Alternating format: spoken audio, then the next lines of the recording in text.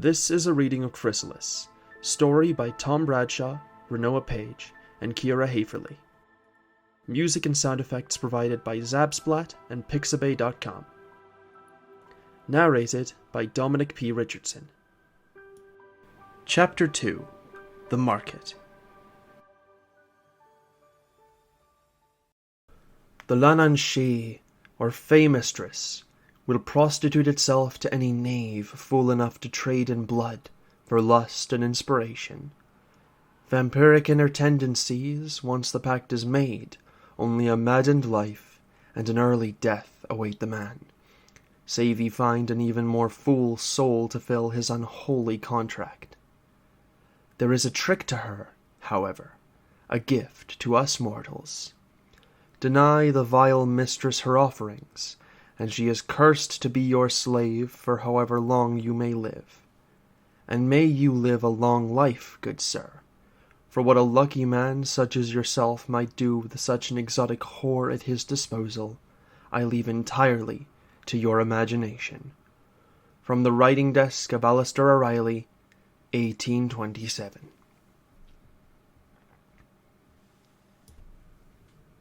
There are no dreams, no strange narratives or visitations, just a white blanket of light, soft, warm, and soothing, familiar but distant, comforting, intoxicating. He drifts through a haze of static and lost time. The first thing to return is his hearing. Something pops, followed by a long drawn-out frequency. He coughs, rusty aches shooting through his dry throat, and the sound vanishes. Everything is aches and stiffness, like he slept on concrete. The world is a dark, confused blur, coming at him one impression at a time. A dusty, wet smell of cobbles, something dripping, and beyond it, a distant murmur. A shiver of a heavy draught, prickling at his arms. And something else. Something familiar, something like ice. Lloyd can hear distant chatter, soft voices, lots of voices. Not that one voice, though, the one he's listening for. Her voice. It all comes crashing back at once. The soothing, dizzying feeling sweeps out like the tide. Lloyd scrunches into a ball, gasping, squeezing his eyes shut. It has to be a bad dream. He's just taken a spill, a bad one. Whatever they've given him at the hospital has made him hallucinate. That's it. That's all. And then Lloyd opens his eyes. He's not in any hospital bed. He's in a cage. A low, cramped cage. The sort that a large dog might travel in. He's resting on a matted surface, but the rest is made up of iron bars.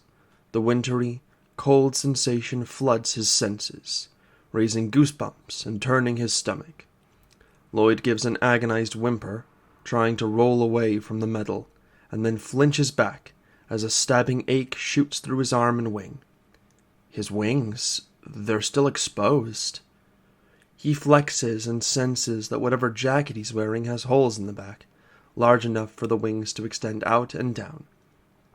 Not his jacket, of course. Not the one he was wearing, the one that had been torn apart when that woman had. His mind goes to static, his concentration losing him for a moment. He can't think about that. Not now. He doesn't have time for it. He pulls it back to the present. He's been dressed while he was unconscious. Someone's pulled a bright white jacket over him, hooded with a high collar that obscures his lower face. And something else. Something resilient. After a moment's testing, he realizes it's duct tape. Someone's taped his mouth shut. His hands have been securely cuffed behind him. Not iron, thankfully. Fitted shorts offer marginal warmth to his upper thighs, and leather flats are all that protect his feet from the iron they're pressed against. Lloyd's skin goes cold in a way that has nothing to do with his allergies, if that's what they even were. Lloyd was growing more doubtful by the second. He lifts his head without sitting up, peering through the bars. The cage, his cage, has been placed in the dark corner of some kind of enormous stone hall. Pillars rear up from the floor and reach down from the ceiling like an architectural ribcage. Lights hang from the archways, electric yellow, sickly green, ice-searing blue. The colors twist and blur into each other, splashing surfaces with eerie colors. Shapes murmur to each other in the deep shadows, strolling along the walls, some idle and staring. Most are hooded and covered, either wearing jackets like his or wrapped in scarves and burlap. Unlike his own clothes, theirs are gray or deep black, rendering them anonymous in the flickering darkness. Lloyd can see stalls and blankets and burrows, little ramshackle carts, and cavernous niches. They're piled high with boxes of unrecognizable produce, bins of leather-bound books, dried husks of plants, or phosphorescent stones. Strange little wooden figures stand clustered in elaborate displays. One cart is simply full of bones. There are other cages, most of them off the main walkway, just like his. Even at a distance, he can feel the nauseating cold rolling off of their bars. In a cage a few yards away, something stirs, blinking at him in the darkness. A shape wearing a white jacket just like his. Lloyd struggles to sit up. He groans. The figure sits up as well, gracefully arching to accommodate their surroundings. Lloyd squints. Something about them doesn't look quite. A long waving tail curls out from behind the shadowy outline, nimbly twisting to avoid touching the bars. Before he can even decipher what he's looking at, heavy footfalls draw his attention. One of the hooded figures has detached itself from the rest. Lloyd shrinks back as it crouches down in front of him, obscuring his view. The figure's entire body is shrouded in a damp charcoal robe. 4 golden eyes stare out from within deep hood. Each one of them blinks at a different interval as it studies him. "Hello?" the creature says. Its voice is a speculative, warbling chirp, an exclamation instead of a greeting. Its top right eye closes. "Nice pair of wings you have. Mind if I take a closer look?" The figure croaks, something bulging inside its hood. A cloth-wrapped arm reaches towards the bars of the cage. Underneath the fabric, Lloyd can see it bulge and twist, more like a snake than a limb. 4 long, upsettingly flexible fingers reach toward him. There's a faint sizzling sound as one brushes past the bars. It twitches bonelessly away from the others, smoke rising from a fresh burn.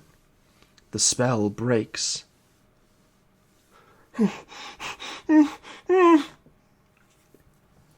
Lloyd's wings jerk rapidly in panic as he wriggles away from the figure, instinctively avoiding the bars.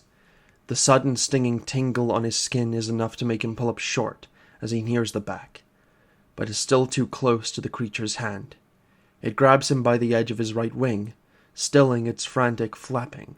The other one beats even faster, and Lloyd struggles furiously. "Let me go. A second hand drifts into the cage, running gently along the edge of his trapped wing, picking out the delicate traceries of veins. It feels like someone tracing along his spine. This goes on for what feels like ages, until the hooded figure withdraws, fingers glistening with green and brown dusty moth scales. Lloyd gives a hacking, muffled cough as the stench of stagnant water rolls through the cage. Moments later, a long, deep purple tongue spills out of the figure's hood and licks the scales off its fingers. Lloyd flattens himself against the ground, shaking in horror, watching the creature smack its lips.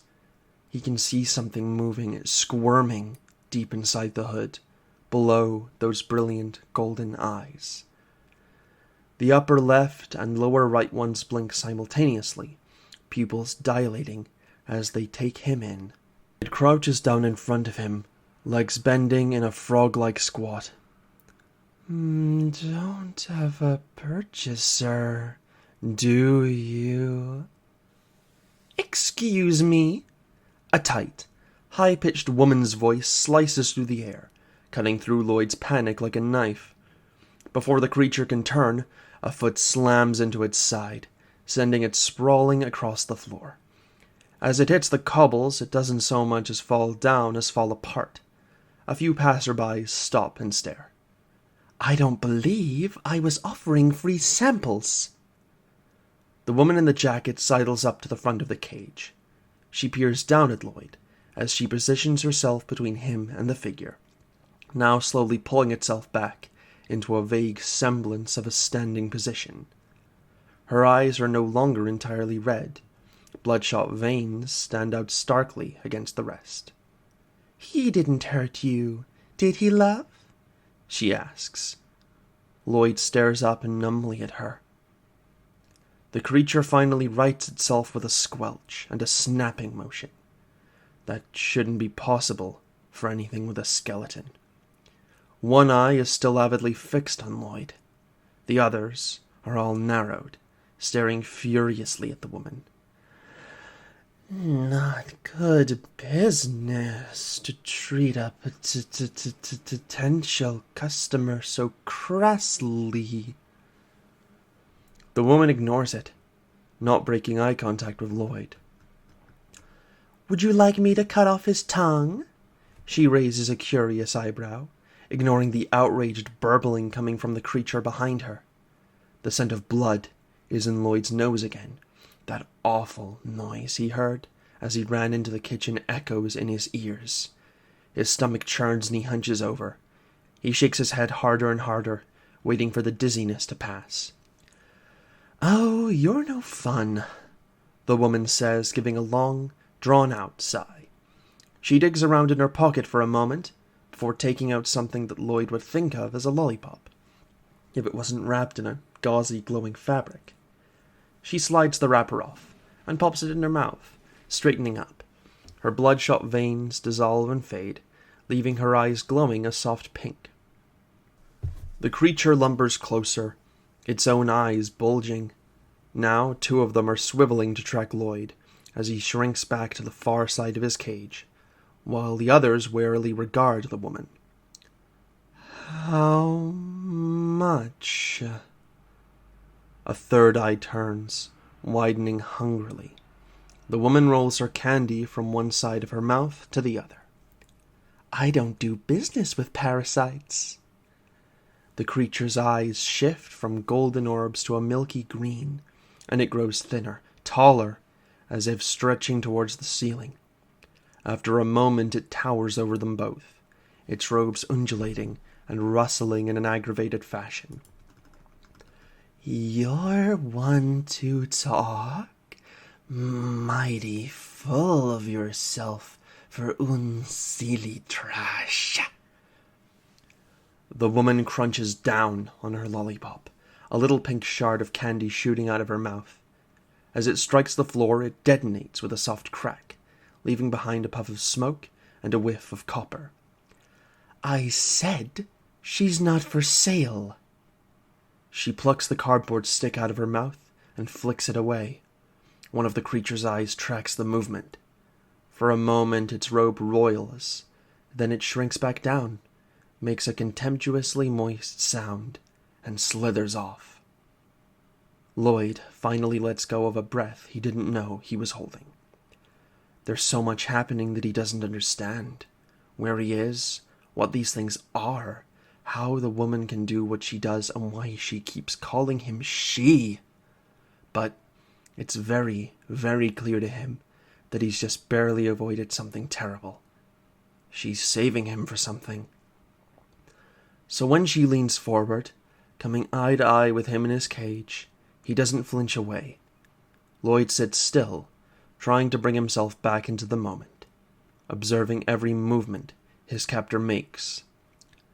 She grins at him like she knows what he's thinking, and flips a small blue-green orb of rock candy out of her pocket. Looking at it closely, he can see that it's shot through with reddish-brown swirls, coalescing in the center. "Care for a refresher?" Lloyd fixes her with an incredulous stare. He looks back and forth between her face and the candy. She seems completely serious about the offer, which only assures him he wants nothing to do with it.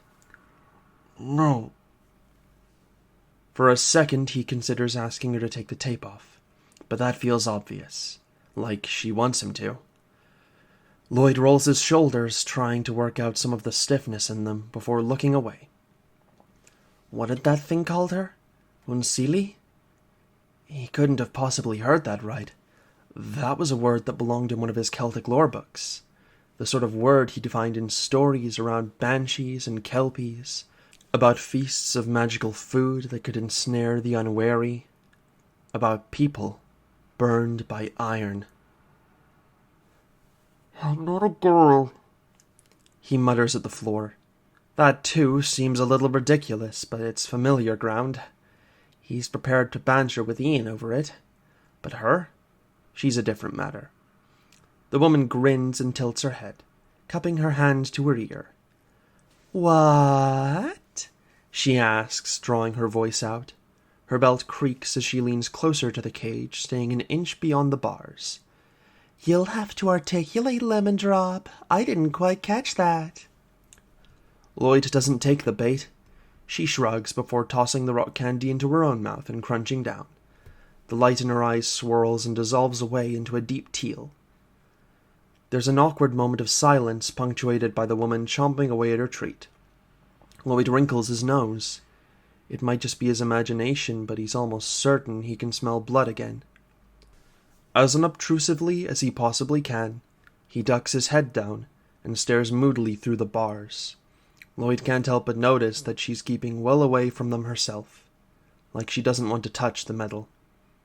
An upsetting, unsettling thought is coalescing in his mind. It isn't like he's never wondered, after all, if there might be some grain of truth in the stories, something that might explain him. Usually it's easy enough to rationalize away, to lean on what his parents told him. He just has an allergy and a truly strange mutation, or something. The sort of thing that had to stay secret, for his own safety.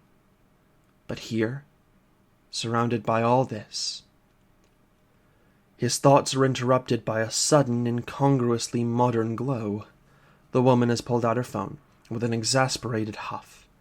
The screen lights up her face as she taps at it, muttering loud enough for him to hear.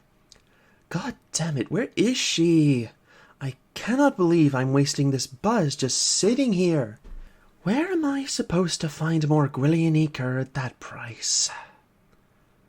She looks up, staring around the booths, then heaves a sigh. So much drama over this. The woman balls her hands into a fist, sliding her jacket sleeve over her hand, and raps on the bars. The reverberation echoes in Lloyd's ears, and his wings flick open in alarm. She smirks at the reaction, and Lloyd glowers up at her, unable to stop himself from bristling. He knows he shouldn't be rising to the bait, but something about her is really starting to get under his skin. "Neath?" A careful, fragile-sounding voice cuts through his thoughts. He looks up at almost the exact same moment as his captor. Someone is standing a few paces away, silhouetted against the lights. Whoever, or whatever they are, is about the same height and build as Lloyd. Arms, legs, human-looking. His captor, Neath, apparently, flashes a wide, slightly greenish grin. "Finally! What took you so long?" The newcomer takes a step forward, light streaming in around her. It takes a moment for her to respond, and when she does, it's not much of an answer. "Neath, you're here. So that means...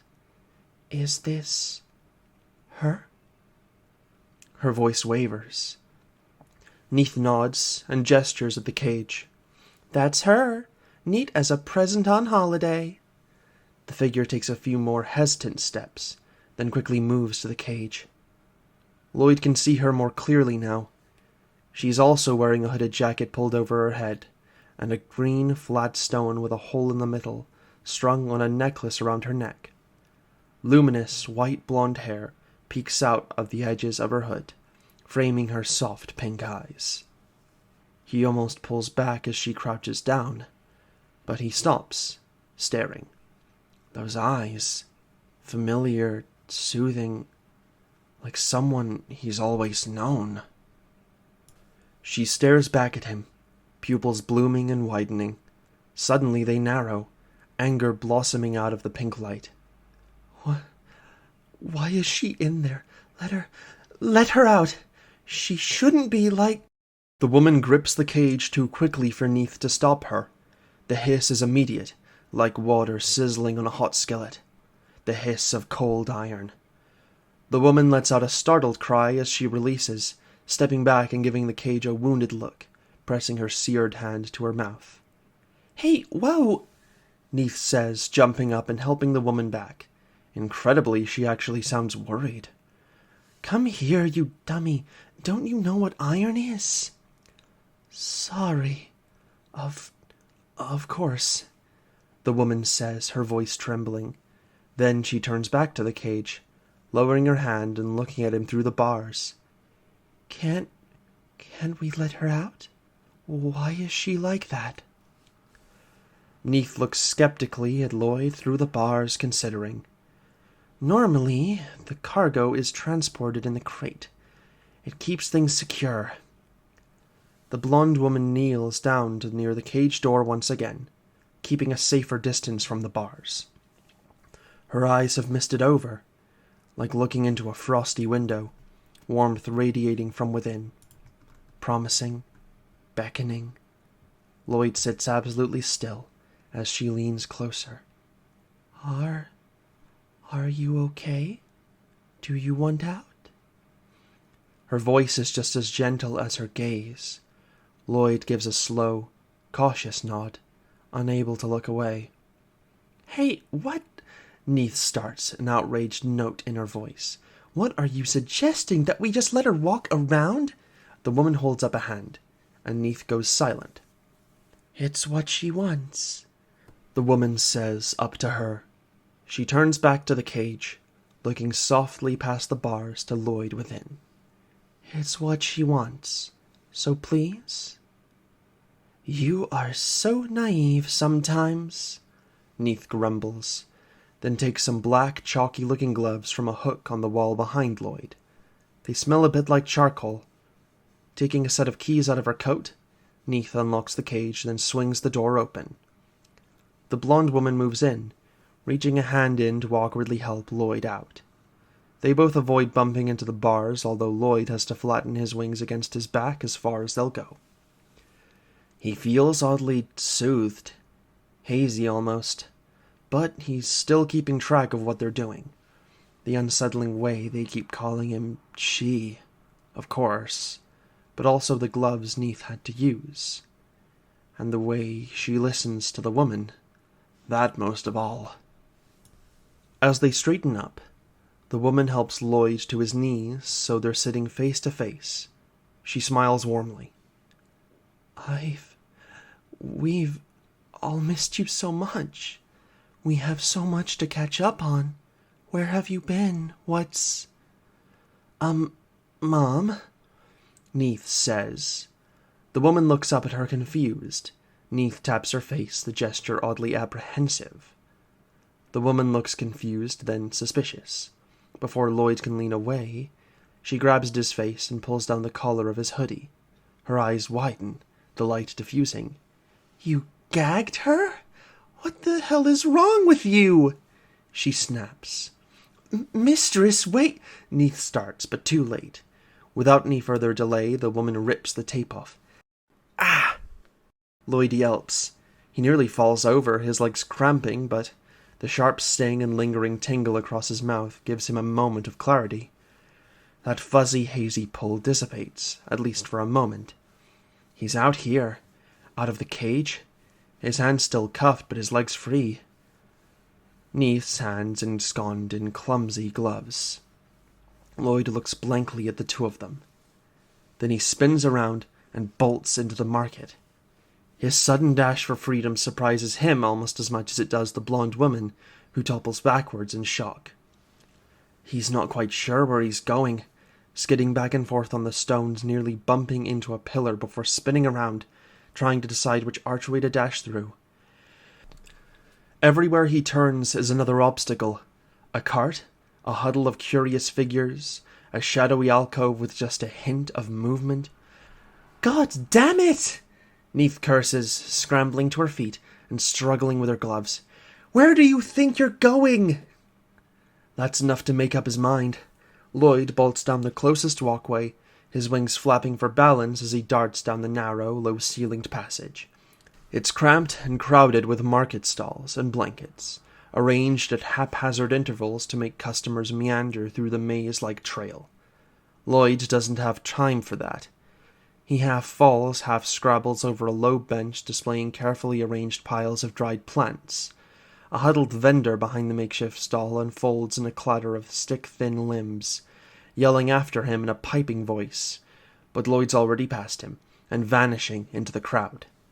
It's a decision he regrets almost instantly, but there's no time to rethink it. He's surrounded by anonymous, shrouded forms, some too large or too small or too strange to even pass as human. Lloyd weaves through them, turning and stumbling in quick, stuttering steps to get past without running into anyone. Some pay him no mind, but most are fascinated. Hands clutch at him as he runs by, oddly hissing, or chirping voices call out. Multicolored eyes blink at him from half-seen faces. He nearly trips over someone's outstretched foot before righting himself, ducking past a pillar before whoever it was can do anything else to slow him down. Behind him he can hear Neith shouting and pushing her way through his wake. It's enough to spur him on. Lloyd ducks through an alcove in the walls and scrambles under a cart blocking the exit. The tops of his wings brush against the rough wooden surface. He looks around as he pops out again. He can't see either of the women anywhere, but he's found himself in another corridor, just as crowded and busy as the last one. Lloyd turns in a quick circle trying to orient himself, but it's useless. The market spins and whirls, strangely heady scents tugging at him, glowing flames flashing at the corners of his eyes, strange faces and curious forms blurring together in a chaotic kaleidoscope. It's dizzying, overwhelming. And then, at the end of the hallway, he catches a glimpse of light. Not the weird ethereal lights on the pillars, golden electrical light. A staircase leading up. Lloyd catches his breath, staggering towards the familiar sight. His moment of relief doesn't last long. The crowd surges. Something's breaking free. Something black and amorphous. An ocean of leeches loosely contained within a billowing cloak, slithering and shifting to throw around anything in its way. 4 golden eyes, all fixed on him. Lloyd's face goes pale. He turns and runs, his wings humming fearfully behind him. The creature's moving fast, too fast. The thought of the creature tasting him makes his heart claw its way towards his throat. He's not going to make it. In panic, he veers to the right, losing sight of the white electrical lighting for a cluttered row of vendors. He can't outrun it, but maybe he can lose it in the crowd. Is he going fast enough? He risks one quick look over his shoulder. The next thing Lloyd knows, he's crashing headlong into a stack of balsa and wicker crates. Tiny, rabbit-like creatures spill out and scatter every which way like startled insects. "What are you doing?" It's a woman's voice, tight and low. Unlike the other vendors, she's dressed in a bright red burlesque outfit, her exposed skin adorned with mottled grey patterns. With a fistful of flyers in one hand, she tosses them aside to help him up. "Are you all right?" she asks, her expression a wash of irritation and concern. "What's wrong? Why are you wearing what—" He doesn't have time to listen. He tries to pull away and she grabs hold of his arm. He's got to keep moving. He's got to get free. The leech creature towers behind the woman, waiting to fall on them like a landslide. Lloyd screams and the woman looks up in confusion and horror as she realizes too late what's happening. The living marsh crashes down on them both. Indiscriminately it swallows and carries them with its momentum. Lloyd struggles and thrashes trying to escape, but it's pointless. With his hands cuffed behind him, he is completely incapable of breaking free. A woman's hand, grabs him roughly around the arm and pulls, trying to get them both free. Is she swimming? It's hard to tell. Regardless, it feels impossible. The crushing presence of slithering tendrils tighten around his body. He can't breathe, he can't see. All he can hear is the submerged, gloating croak of the creature. Until something hums. Distant at first, muffled by the wall of leech flesh encasing him. In time it grows louder and clearer, and then there's a warmth and a glow. Piercing white light cuts through the all-encompassing slithering and blasts them away, blistering and shriveling into ash in a wave of white gold heat. Despite the impact it's having on the leashes, to Lloyd it feels like a summer sun on a clear day. Behind his back, the cuffs split and fall apart, the metal dissolving into nothingness. Lloyd takes a few gasping breaths, looking around. Where was the woman in red? He had to make sure she was... He catches sight of the red dress, or what's left of it. Everything else reduced to ash. The woman, along with the leeches, were gone. Following the trajectory of the blast, he looks to the source of the blinding light. His eyes take effort to adjust, but the vision comes into focus. Limbs, long limbs stretching up toward the ceiling, then coming down to a core. Not just any core, a golden tree, placed in the center of the market. One of the branches extends towards him, and the tendril gently brushes his face. The light seems to fill up his entire world, glowing and growing, leaving him limp with fascination. The tree limb wraps around his chest, gently lifting him off the ground and up into the air, bringing him close to her. It's not just a tree, it's a woman. She's painted with concern, but after seeing he's all right, she smiles, and the glow intensifies. He can't break his gaze. The light just grows and grows and grows, intensifying like a flaring light bulb. He wants to stare into it forever. Then, slowly at first, it dies back, and almost as quickly as it appeared, the tree splits into tiny motes of light that drift up and away through the air, evaporating. All that remains is the blonde woman from before. She holds Lloyd in her arms, giving him an exhausted smile, and then her legs give out, and she collapses against him. Breathing hard and shivering, the woman reaches up and touches his cheek. Are you all right? The woman asks. Lloyd's neck twinges. It takes him a moment to cough out an answer. No. His wings shiver as he looks around. A few of the worm creature's tendrils have collected near its cloak against the wall, flopping confusedly against each other. The broken crates and merchant that were there a moment before are all gone, only a charred pile of dust to remember them by. What did I mean... He's breathing even faster now, barely able to get the words out, much less put them together coherently. Why do I... What? Lloyd swallows, and finally, the only question Lloyd has only ever wanted to know the answer to drops into place. What am I? Sweat beads on her forehead. Her hand slides up across his face, cupping his cheek. Lloyd's skin tingles at the touch. The smile that spreads across her face is so warm and bright that it brings tears to his eyes. You're mine, she whispers, tears twinkling and rolling down her cheeks until the last of the color flees her complexion, and she goes limp, passing out in his arms. A moment later, a strong and notably gloveless hand shoves Lloyd brusquely to the ground, Neith snatches the woman into her arms and gives her an urgent shake. Hey, stay with me now. You can't go dormant now, Estrella. Not here, not now. Estrella!